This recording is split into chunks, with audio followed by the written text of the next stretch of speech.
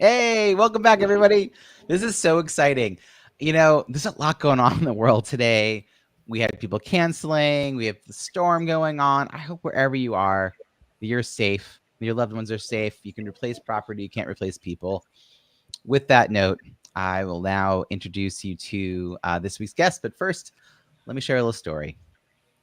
Every author knows that navigating the journey of writing, publishing, and marketing their first business book is filled with uncertainties. Some of these uncertainties go away when writing a second, third, or fourth book, but it's still quite challenging to write a book that truly impacts the author's business revenue.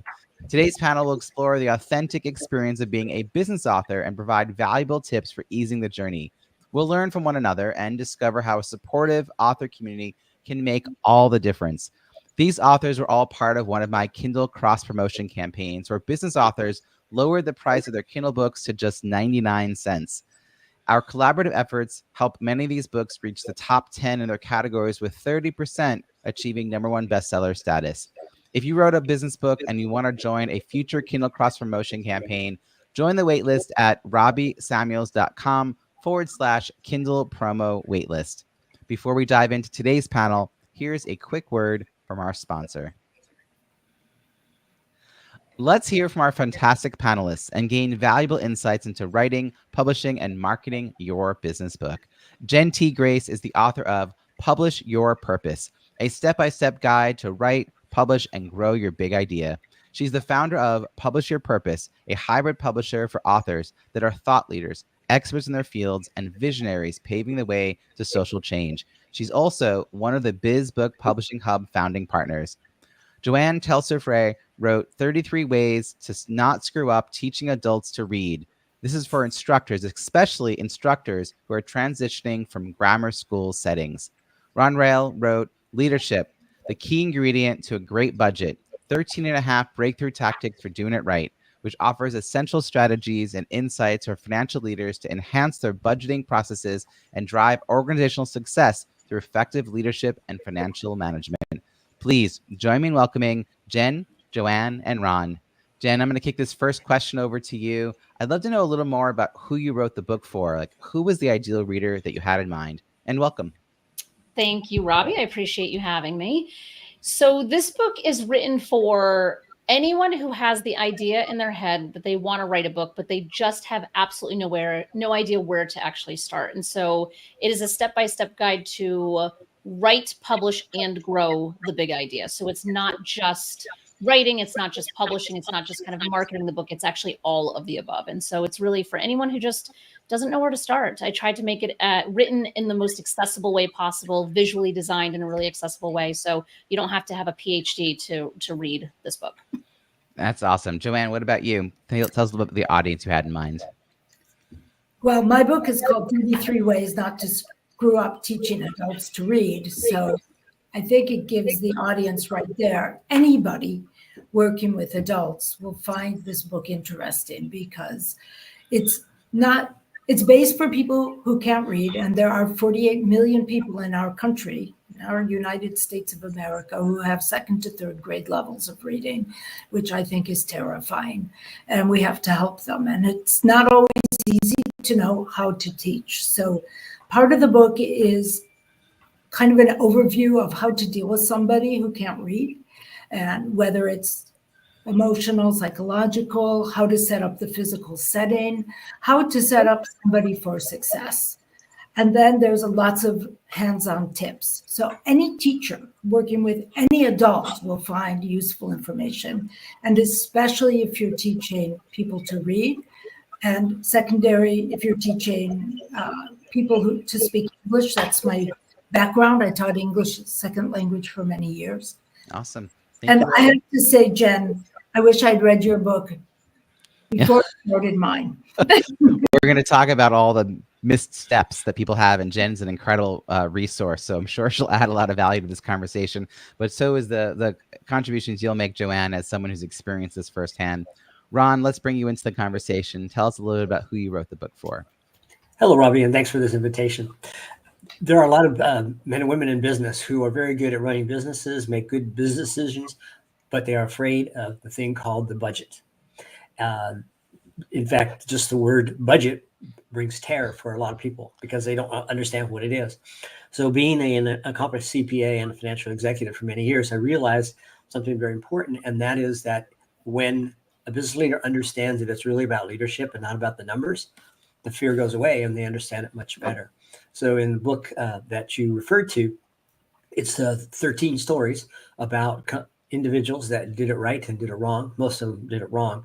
So that there are lessons learned and to break that fear, because it's amazing how many people I talk to and work with that just are terrified of the word budget. They just run from the room screaming and saying, oh, no, I don't know what that is. Hey, Ron, how many books do you have out there? 14. My 15th one should come out a little bit later this year. So this is going to be a hard question for you then. I have a question for you back the very first time you're working on a book. So take us back to that moment, which is before you knew all the things you know now, right? I can't even imagine how much knowledge you acquire after doing this so many times, more than a dozen, more than a baker's dozen, in fact. But that first time, you just had an itching to share some content. You had an idea of what you want to put out in the world.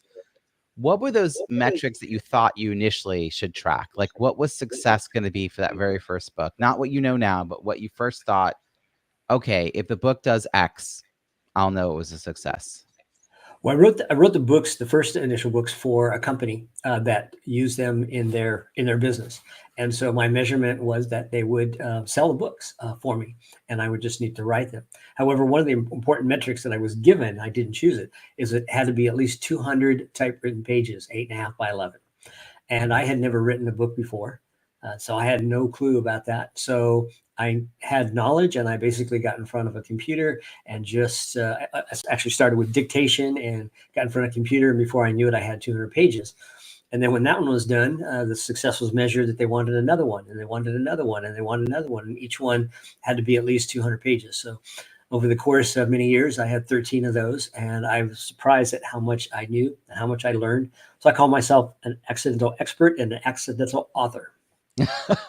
Accidental because they kept asking you to do it and you kept saying yes. We're going to circle back to you in a few minutes about sort of your most recent lessons on what matters when it comes to success. Joanne, is this your first book, Joanne?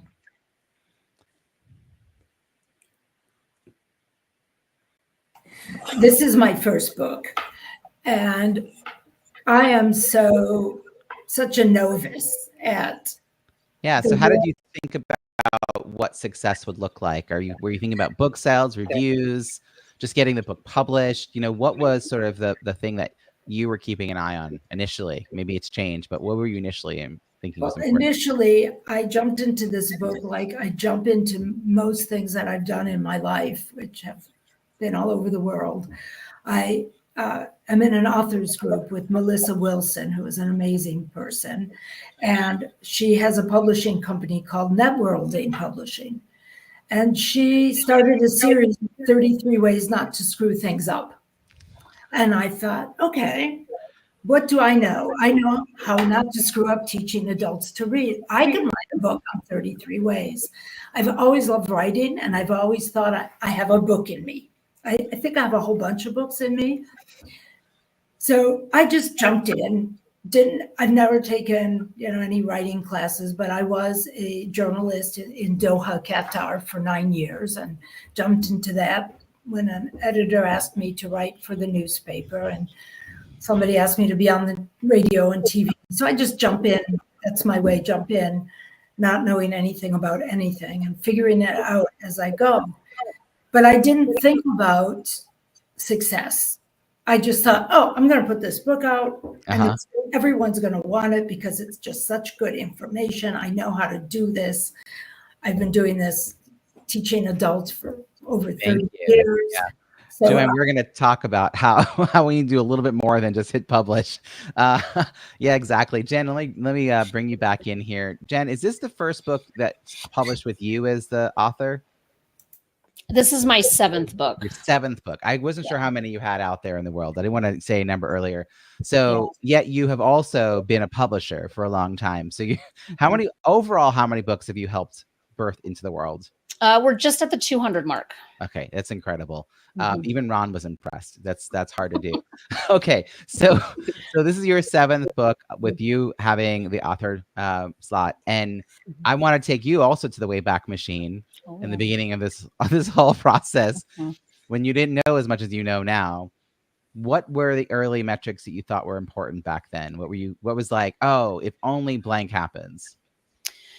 What's interesting is that I was doing a lot of keynote speaking, and I was doing a lot of work with Fortune companies and financial services and insurance. And every time I showed up to speak, somebody inevitably said, "Where is your book?"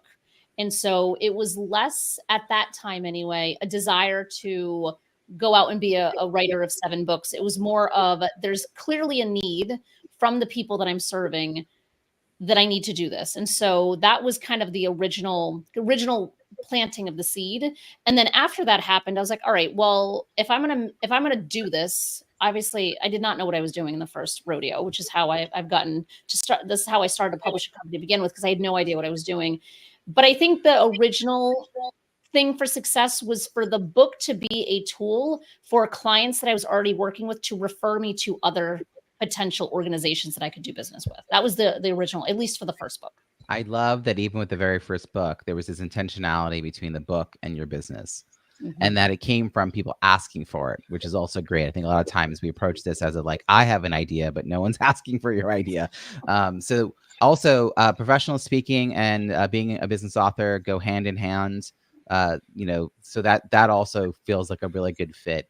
Ron, I'm going to come back to you now. I want to hear how much is evolved when you now set your sights on writing a book.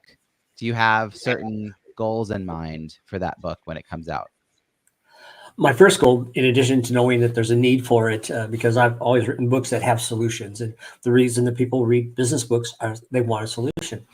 And so I always come from the standpoint of what is the problem and that needs to be resolved. And my first real business book that was not for this particular client is called The Reluctant Leader.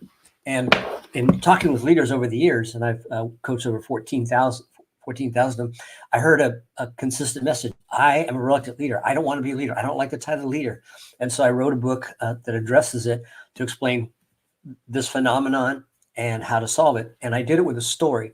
So in every book that I've written always has a story that the reader can connect to and understand it. And so that one was about a CEO who's ought to be fired. She's very successful. She's made her company very profitable and doesn't understand why she's about to be fired because she's a reluctant leader. People are reluctant to follow her. And that leads to the book that I'm working on now, which is about a millennial who is suddenly thrown into leadership and is told you either will lead or you're going to be fired. That's your only choices and how you deal with it. So that's the problem that people are having today. Millennials and young people are suddenly thrown into leadership without any training and told to figure it out, which Do is you track unfair. book sales or reviews or I basically, engagements? that's where I've made my biggest mistakes is not really tracking or doing things like that. So now that I've grown up and I've learned from you, I realize there's some other things I need to measure, even just simply reviews, because being a self-made author, didn't know anything about those things. Mhm. I just focus on whether the book sold and whether people wanted me to speak on the topic. Jen, I know you have a lot on this topic, so I'm going to come to you in a moment. Joanne, let's get you back in here. Okay, so it's been a little while since your book came out. It now exists in the world. It didn't magically make you rich, famous, and on Oprah, but you still really want to make sure people read it. What do you now look at when you're thinking like success? Is it how many people reach out to you because they want to know about your services? You're at Literacy Chicago. Is it, people writing you back to tell you how much the book has helped them? Like, what are you keeping a kind of an eye on, I guess, now? And go ahead and unmute so we can have you join the conversation. I would say all of those things. And I didn't really think about this. So I'm glad you mentioned it, Jen and Ron. I also do a lot of presentations about teaching reading. And so now I'm thinking a lot about this is a good way to promote my book. And in fact, I've just been accepted as a speaker. I'm very excited at COABE, which is the biggest adult Education Association in the United States. And the title of my presentation, which I have done in 2 other places, is Ways Not to Screw Up Teaching Adults to Read, but not 33. I'm not giving away everything. So I'm planning to get a lot of promotion out of that. Also, I've had 13 or 14 reviews, and all but on Amazon, all but one have been 5 stars. Mhm. And I think some of the biggest compliment I had was from a man who is the conductor on my train that I take every day. And when he found out I wrote a book, he wanted to buy it. He's had experience in training adults to read. And he loved it, because even though he's not training, no, he was training, but not training adults to read. He was training adults to work on the Metro train, but working with adults. And he said that my book was eye-opening. And I was thrilled, because he's not even in the field, and he loved it. And one day, the funny story is when I was getting off the train, there he was holding my book and talking to 6 or 7 passengers about how great it was. And when I got there, he goes, and here she is, here's the author. And to me, that was a high moment of success, that this could appeal to other people. Anytime we can have our book be seen in the wild, it can be quite exciting, because it's like, I mean, just spotting someone like at an airport reading your book or something like that. Jen, have you ever had someone spot your book out in the wilds? You know, what's interesting is that it's not necessarily my book, but it's books that we've published. So I'll get text from people, like a friend recently found one of our books at a bookstore in the Catskills in New York, and was just super excited because they had picked it up because they were interested in the topic. And then they flipped it over and they're like, oh, wait a minute, I know who published this. And so that I love more than even seeing my own book in the wild.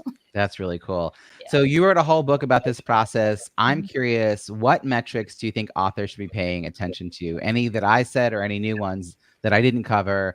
Like as a book is coming out into the world, beyond, it being a quality book, well edited, great cover, the basics of the publication part. But when we get to the marketing part, what do you think we should keep an eye on?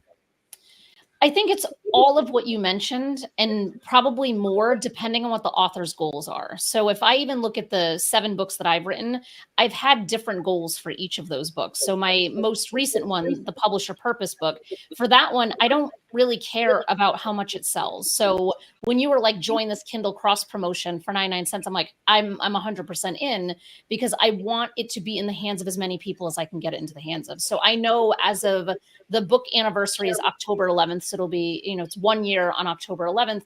And I've given away over 3,000 copies of it, because I don't care about the money tied to the book sale itself. I care about getting people into our ecosystem who can then possibly work with us in other ways. And so that's a really different goal than when I wrote my memoir, which was to just shed light on a really specific disorder that not a lot of people know about. And the way I track that success is getting emails from people who say, and I just got one this past week, and I love when it comes in. It's always triggering and emotional, and there's always tears on my side. The person writing is like, oh my God, I cried my way through. It's always a thing. But like, that's how I track success for that. So, and every author has different goals for what they want their book to do. But when we're talking about business books in this particular case, right, it's figuring out how is the book going to best serve your business objectives, and tracking those metrics. So one of those metrics is reviews. And I'm glad you mentioned that. This is my happy place. It's not everyone's happy place. And Gena, I'm going to start with you on this one, because of the 3 of you, you've done an incredible job getting over 20 reviews. And I don't know if listeners really realize this, but getting 20 written reviews. So there's the ratings, the stars, but 20 actually written reviews is a lot of effort. It's a very, you have to have a purpose behind it. And getting over 50 is the goal. And again, tremendous amount of structure behind it. You have 70 total ratings and 69 written reviews. 2 things to note. One, the ratio between the 2 is almost 100%, which is incredible. That's really hard to do. It's one thing to tell your friends and family to go give 5 stars, whatever, like that takes nothing. But it's the written reviews that can really change how people perceive your book, whether the book is for them or not. Is it quality, particularly with all the AI kind of crap out there? Tell us a little bit about how you approached getting reviews. Who were they from? Did you build a launch team? Like, I mean, are some of these organic? I do notice, I want to give a shout out to Bruce Shear, because Bruce, one of our fellow authors, I think I counted, he wrote like 18 reviews on the last campaign. He's the last review for so many books that I've had on this show. Ron, yours as well. I saw him listed for you. So Jen, how did you approach the whole review process? It is a slog, in my opinion. So, everyone thinks that the writing and the publishing side is hard, but I think the marketing side is equally hard as the others. And so for me, I did put together a launch team. It wasn't a big launch team, though. I had like maybe 35 or 40 people who were, committed and dedicated and shared all the things. They were a lot of the people who originally wrote a review, but it really organically happened because a lot of authors that we work with were all like, either reading the book because they wanted to support me, and then they would leave reviews. And now it's finally gotten, after a year, to that outer layer of people that I'm seeing leaving reviews that I don't know. And it is a lot of work because you can't just ask somebody once, in my experience. You have to repeatedly ask over and over again. So I was just asking for reviews on my own social media this past week, where I'm at 70 at the 1-year anniversary. I want to be at 100. So how do I get 30 more reviews by the end of this year? And so that is my current objective. And it requires me to meticulously follow up with people every single month saying, hey, I know you said you'd write one. Can you do it now? Can you do it now? And I have the same email. I just boomerang back into my inbox once a month, and I just reach out to everybody individually. So it's a lot of work. There's no shortcut, in my opinion, unless, Robbie, you have a shortcut for folks. By all means, I think everyone would love it.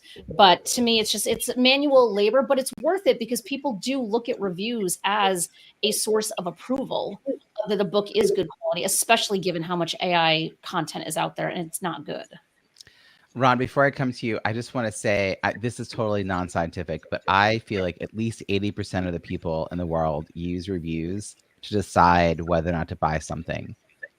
But probably less than 20% of us have written reviews on a regular basis.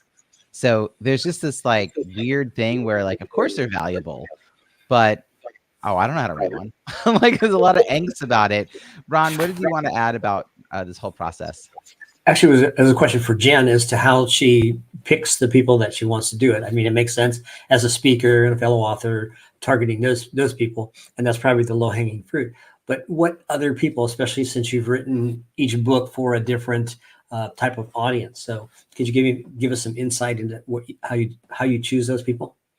Yeah, what I have found is that if you're generous in giving your book away, so I use a program called Book Funnel. So for anybody, it's a nice, easy platform to get people to download your book, your ebook, your audiobook, a PDF, whatever it happens to be, where you're collecting their email address and they're purchasing, they're getting it for free. And it gives you their email. And so I have a spreadsheet that anyone I've given it to, so I'll post it on social media, I'll be speaking, I'll say, hey, feel free to go grab the ebook for free. And then anytime that happens, that's who I follow up with, because they've gotten the book for free. And a lot of times when people get something for free, they're a little bit more inclined to say, oh, like, this really did impact me. And then you can ask them to go ahead and leave a review. So that works. And then also, like, if I just have people in passing, like if I'm at a networking event and someone introduces me to somebody else and they're like, oh yeah, I totally read Jen's book, I will file that away and I'll put it in my spreadsheet and I will manually follow up with them later. So again, it's so manual in so many ways. So you asked me, Jen, if I had any tips on this, and I can't say I can make it like super easy. It's not like the Staples That Was Easy button at all. It's quite the opposite. But to answer actually Ron's question a little bit differently, if you're talking about a business book, it all comes down to what the goal was for that book. So ideally, this book is going to help you grow your revenue in your business. It's not really about individual book sales, but we do know that reviews are social proof on the book sales page. So having reviews matter. I've had people get referred to me to do a relaunch. This happened a few times now, where when I get on the Zoom call with them, I'm a little surprised we were introduced because they have over 30 reviews. I remember this one woman, she had 34 reviews, and I was like, okay, what do you need from me? I'm like, good job. And she said, well, the book's not helping the business the way I thought it would. And I'm thinking she has all these prospects and referral partners who helped her with reviews. And so I was like, well, tell me a little bit about how you got these 34 reviews. And she said, oh, my friends and family, they really came through for me. And that's like a facepalm moment because her friends and family don't have access to budgets. They're not making referrals for her. They don't need her services. So it took probably a lot of effort and handholding to get those 34 reviews from friends and family who are not, habitually writing reviews. That same effort to have maybe 30, 40 prospects and referral partners write the review would mean the business owner is now in conversation with those likely prospects and referral partners. So it still requires all that handholding. I just start with the premise of, well, who should we be having conversations with? Who needs this book and who can get you in front of the people who need this book? And the unfortunate reality is if you want 50 reviews by a specific date, a month and a half from now, you need 3 times as many people signed up about a month earlier. So if you want 50 reviews, you need 150 people signed up. And to get 150 people, you need 200 people to be invited. And at that point, I often lose people because they go, well, I don't know 200 people. Yes, you do. Yes, you do. And I have a whole online program, and my coaching is basically helping people shift their mindset first. And then magical things happen. I have a client right now who it started where she was scoffed at the idea of 200 and ended with over 600 people being invited. And she now has 135 reviews on her book that just came out. So, magic can happen, but she also had to do the work behind the scenes or hire a VA that I have to do some of that work. And Jen, you're doing a lot of manual stuff. I will give away one secret on this call, which is YAM, Yet Another Malmerge, YAMM.com. It's the secret for how I manage high touch volume emails. So it's the personalization, the hot, hey Jen or hey Joanne, and it changes automatically. But it helps me track whether you've opened it, whether you clicked, whether you replied, whether it bounced. So it helps me have a little bit of information if people are paying attention. And then I can also filter people out and do the follow-up only with the people who need the follow-up. So if you're doing something, if it's only 35 people, spreadsheet's all you really need. But if you're going to get bigger, particularly over 100, I think it's just math. It's hard. It's a lot of people to keep track of. Joanne, you did have, like you said, a bunch of reviews here, 12 reviews, 13 ratings. They're even coming in as recently as September 17th. I look at that because ongoing reviews is part of the formula, right? It's not that you only got these reviews years ago. It's like reviews keep dripping in. That's really important. How those reviews happen. I mean, even the 12 is hard to do. So what were your thoughts on it? And now that we've had this conversation, do you have any new goals around this? Absolutely. I never thought about reviews as really, but I did have a lunch party for our volunteers mostly because I know I train all of our volunteers how to teach reading, and I want them all to buy this book. I've talked about it at conferences, and I had a woman before it came out, was very interested, and she got it, and she wrote to me and said, I train volunteers how to teach reading. I'm buying this book for everyone. And I wrote back and I said, could you please put that on Amazon? So she did. And I still haven't got my conductor to put his review up, but he did write me a letter. So I might just ask him if I can share it. If he can just put it up, I'll show him how to do it. But some of those people I know, some of those people, I have no idea who they are. So those are the ones I get the most excited about.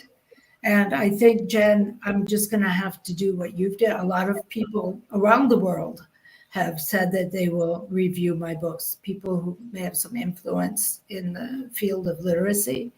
So I just have to get out and say, remember, I wrote a review on your book. You owe me a review.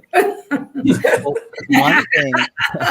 one thing that some authors are now doing, because we are a part of this Kindle Cross-Promotion Campaign, and I do host this twice a year, I ask authors to lower their Kindle book price about 2 weeks before the campaign because there's so many books involved. I can't have everyone do it last minute and have it be technical issues. So that means you have 2 weeks when the book is 99 cents as a Kindle book. That would be a great time twice a year to do a push for verified reviews, because yes, it's great. Jen's got a process of giving away her book and asking for a review, but those aren't verified reviews unless they go and buy a copy on Amazon. But it could be as little as 99 cents or the equivalent of the US currency, 99 cents, wherever they're buying it in the world, for them to be able to still claim it as a verified review. So if you know people have been sending you nice things, like collect all those great comments through email, write them up, make it really easy, and just tell them, hey, the book's only 99 cents. Go buy a copy. Here's what you said about it. And that way you can kind of help handhold them. Or if they've already bought it, tell their friends to go buy 5 copies and spread the word that way. You can do your own little mini campaign. But Joanne, other than reviews, which is its own challenge, what else was a big challenge? And don't feel like you only have to limit to one, but what else was a challenge when it came to getting this book written? It sounds like you found a great company that guided you through kind of a nice structured way of approaching writing this book. The 33 Ways to Not Screw Up was a nice framework. You had a community around you, which I think is so key for authors to get to the finish line. What was challenging about this process from writing the book to getting the book out into the world? I would say my biggest issue was time, because I work full-time for Literacy Chicago. I'm the director of program development. I work 9 to 5, but I am caught reading emails and sending messages at midnight or at 3 a.m. because I am very passionate about what I do and helping people. So all of a sudden I wrote, and then I thought, and I know that this is really good for volunteers around the world who don't know how to teach at all. Just read my book and you'll get it. It's that simple. It's like Jen said, I tried to write it in a really straightforward, easy way. And I didn't think about this issue of how am I going to find time to market it. So first somebody in my group suggested set a time every week where you're going to write. So I forced myself out of bed twice a week, really early, got to the office at 7:30, 8 o'clock, didn't open any emails, and just chose a chapter and wrote it. And that was, really helpful. The fact that it's in chapters, I could go anywhere I wanted. I didn't have to do them in order. It's like, what do you feel like writing about right now? Do it. So that was really helpful to just say, if you want this done, you've got to do it. But having the same discipline around the marketing is hard because it's not as structured or clear, like where to put your energy. I get that.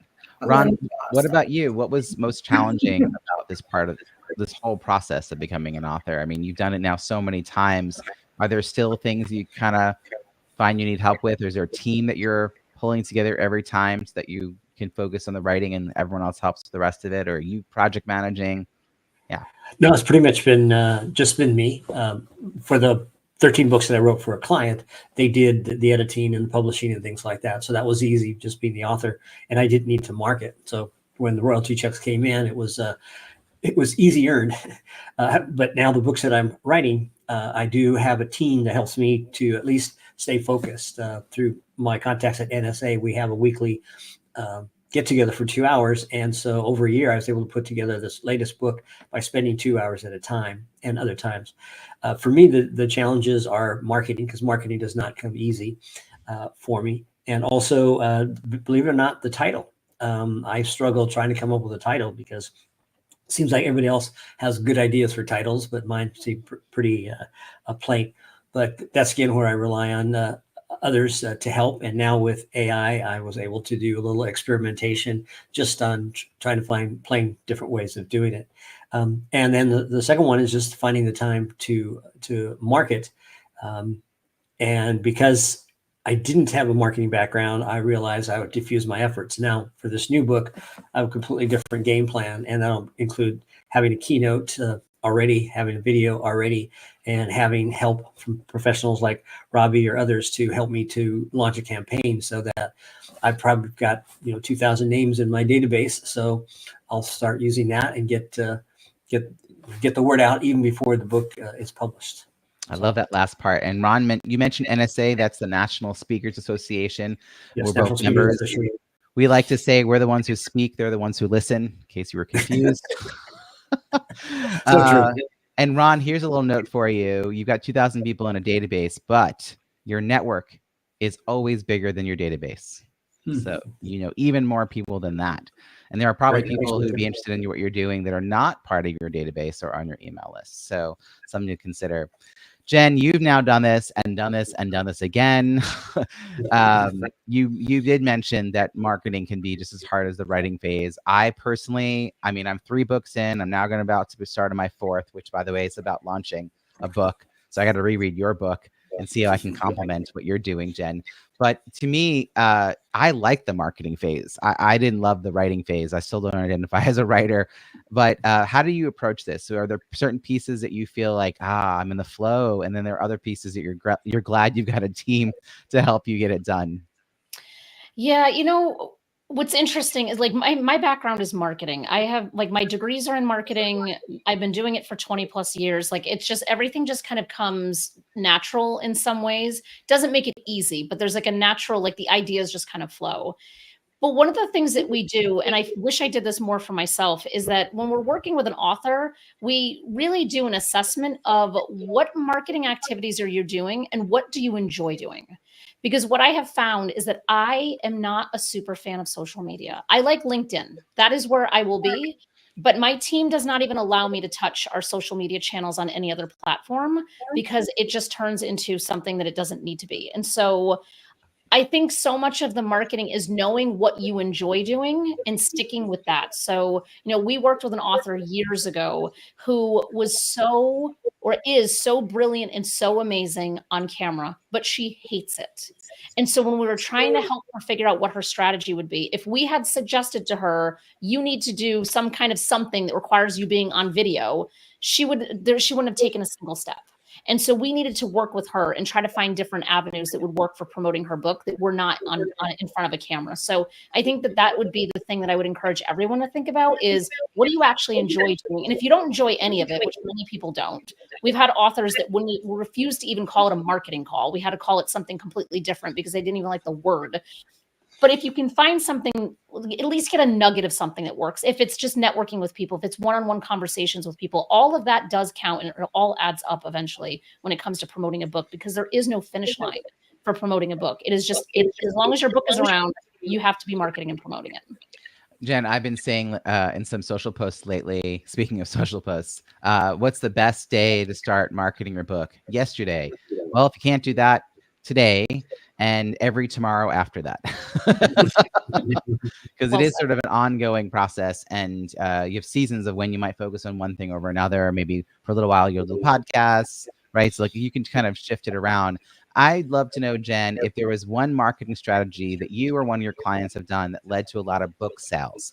I know that the effort here isn't about individual book sales, but I'll either say a spike in sales happening within a day or two, or maybe a bulk order of books. Is there something that they've done that has really, I mean, it's just been like, wow, that's cool. I'm so glad that happened for them. I have so many examples. It's something that I don't know that I would say, wow, that's cool, but like, wow, that's effective is the bulk sale avenue. I think what we forget as authors is that if the 4 of us are here right now, it is just as difficult for me to convince you, Joanne, to buy my book as it is to convince Ron to buy my book for 300 people that he supports. And I think a lot of times as authors, we focus so much energy on that individual sale and we're not thinking strategically of, well, who does who know that will get me in front of the right audiences. So I've seen a number of our authors be so smart about this where, they'll make it as part of their speaking contract where you have to buy books. So we have one author does a lot of work with Verizon. So they have a big employee workforce, and it does not matter who she's going in to speak to, how many people she's speaking to. It is a minimum order of hundreds of books. It could be speaking to 12 executives. It doesn't matter. Her contract says you have to buy hundreds. So what that does is that team who's having her come in and speak, now they have hundreds of books that they have to figure out something to do with. So they're giving them out internally, which then brings other opportunities, because just because someone might work there doesn't mean they're not a volunteer for something else or doing something else on the side that then spreads the word further. So I really love what she's doing, and it's a complete and utter non-negotiable. She does not budge on it at all. And I have to just jump in here, Jen, because I have never heard that. I mean, I've been around a lot of professional speakers, give away 50 if they pay your top fee, have a plan for giving them a discount for bulk orders over X amount. But this idea that there's 12 people in the room and they're still locked in to buy hundreds, That's cool. I want to just underscore that. Really, that's great. All right, Jen, keep going. In terms of like other strategies that Yeah, I've noticed? I Yeah. cut you off, so I want to make sure I gave you a chance to finish your thought. No, I think that's pretty much it. And so in those other strategies work too, is like giving them discounts, incorporating it. Cause I think sometimes, especially speakers who are not seasoned, where you're just kind of starting out, conferences have different budgets for speaker budgets and book budgets. And so sometimes you might not be able to get the honorarium or speaker fee, but you can get them to buy books for their audience. And so that is just as valuable, because I did that for the Chief Marketing Officer Council years and years ago with one of my first books. And I went in to speak. I was able to give the book away to every attendee. There was 400 people there, and it was all like CMOs of different Fortune companies. And before I even left the conference, I had 3 contracts. One of them was signed while we were there with big organizations. And so I gave the book away in that case because it made sense. I could have probably had them buy it, but I'm like, I don't want to take the chance of there being friction and them not letting me do this at all. I'd rather be in front of the C-suite and get business while I'm here. That's awesome. I for this last Kindle Cross-Promotion Campaign, which we did around July's Amazon Prime Day, I went back and I sold nearly 250 books. I think it was over 220. And I have 3 books. And what was also interesting was to figure out which book sold the most, right? So like, oh, that's interesting. I should talk more about that book, which, by the way, was my second book, Small List, Big Results, Launch a Successful Offer, no matter the size of your email list, which I think does come up a lot in conversation, which is probably why people were buying it. They're like, I've heard Robbie talk about that. Let me just go get it right now for 99 cents. I just want to close this out by just, we've been talking a lot about having the book really fit in with your business. And I think that's so key, making sure that you've got, whether it's a lead magnet or a link or an email address or a website in your book, so people know how to find you after. I can't believe how many people forget to even do those most basic, particularly when they're self-publishing and they don't have anyone guiding them through that. In a moment, I'm going to come over to Ron and ask Ron for any advice that he would give someone who's writing a book to help them grow a business. But first, a quick word from our sponsor. All right, Ron, what would you share with a first-time author? I think it's about something that Jen and I mentioned, and that's that self-definition, because, for instance, going back to my topic of budgeting, a lot of people say, I don't like budgeting. So they've closed themselves off to possibility. The beginning writer, same thing. I'm not an author, or I'm not a marketer, or whatever it is. And so I think for those of us that coach others, and Jen that works with beginning authors, we really have to work on that mindset first to help them see that it is possible. And once they see the possibility and begin to feel energized by it and have people with them to encourage them, pretty soon their mindset will change. It won't change overnight. It may take years. However, by having that mindset, I'm an author, I'm an expert, I'm a consultant, I'm a speaker, I'm a marketer. That's really, for me, the key from my years of experience is helping myself or the other individual that we're helping to see, I'm going to redefine myself and I can be that, because it's only self-limitations. Appreciate that. Joanne, what advice would you give someone who's writing a book to help them grow their business? Well, I think for my next book, because I will be more on top of marketing it ahead of time. I did go do several presentations ahead of time for this one, but at the end of them, people said, I'm going to buy your book when it comes out. Now, I should have got their emails and said, I will send you a free copy, like Jen said, if they were that interested that the book wasn't out and they wanted to buy it. So I think a really good idea that I've heard here, I've heard a lot of ideas. So I think getting lists of people who could be interested, I'm thinking now I can send this out to certain organizations that teach reading across the country, say, I'll send you a copy of my book. I'm available for presentations and stuff like that. So this has been very useful for me. I hope this conversation has been useful for other people who know they've got a book in them. It took me several years to give birth to it. And thanks, Joanne. I do think of myself as an author now. I've had authors come off these panels and show me the piles of note taking that they had done, off camera.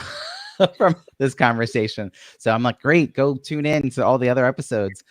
Jen, other than buying your book, which is a step-by-step, I think people need you know what I like about this book that you wrote, and another idea that I have for first-time authors or all authors is write a book that helps your prospect realize that they need to hire you, that there's way more here than they thought, that helps make them be informed enough to ask better questions and find the resources they need. But what would you add to this? I mean, there's probably so many things you could do, but what would you say to someone who's getting started thinking about writing their first book? To continue what you were just saying, I would also add, yes, you want the reader to see a natural path forward with you being the right fit for them. But at the same time, there are authors that do this so poorly, where they write the book and all it is a big jumble of self-promotion. So finding that balance is critical. So you really want to make sure that your book 100% stands on its own. Someone can pick it up, they have the problem, they find the solution within the text itself. Then if they're like, oh, I actually want some support with this, you are the next logical solution. So I think that's really critical when it comes to producing a good book, because I've just seen it happen where it's just done so poorly that now the reader, not only did they weren't aware of you before, now they're aware of you and now they don't like you. And so it's like the reverse effect of what we're actually going for. So I think, the big thing is thinking about what your calls to action are now, like while it's still in the infancy idea stage of your book, is like, how are you getting the reader out of your book and into your larger ecosystem? For me, I have a whole section at the end of every chapter. It says grow further, because it's playing off on the subtitle. So it's, everything has a grow further. So if I'm talking about writing, there's a way to leave the book and get more writing resources. If it's talking about publishing, there's a way to leave the book and get more publishing resources, rather than just having one like higher Jen, like that's a little bit meaningless, because there's so many different interpretations of that. So being really specific and plentiful with the calls to action that you have. Yeah, and I think not being afraid to give away great bonus content. I mean, my first time around, I really didn't know what I could include, and then I realized I could actually send people a zip file with lots of subfolders, including folders that have links to videos and download sheets and workbook. I mean, it's just like amazing how much you can give people, and they'll either run with it and, like you said, take a lot of action, or they'll look at that and be like, huh, I don't want to do this on my own. So it's like, give them that next step that's part of your ecosystem. I love this. Jen, how can people find you and follow your work? The easiest is to go to publishyourpurpose.com. All of the places that we're linked is there, and all my handles are Jen T. Grace. So I'm easily findable. We'll put all those in the show notes at bizbookpublishinghub.com. Joanne, can I ask you to share how people can find you and follow your work? I would say the best place is on LinkedIn, which is just my name, Joanne Telser-Frere, or at Legacy Chicago, where I do a lot of work, either on their Facebook, LinkedIn, social media. Fantastic. And Ron, how about you? People can reach me on the High Road Institute, which is the website, the highroadinstitute.com, and also on LinkedIn and Twitter, now X, as well as Facebook as Leader Expert. Excellent. All those links are going to be in the show notes at bizbookpublishinghub.com. We will also find more than 50 experts ready to help you become a successful author, and invitations to these free virtual networking events that I host for writers and authors. Until next time, friends, this has been really wonderful. Thank you so much for joining us for the conversation. Thank you, Robbie. Thank you. Thank you.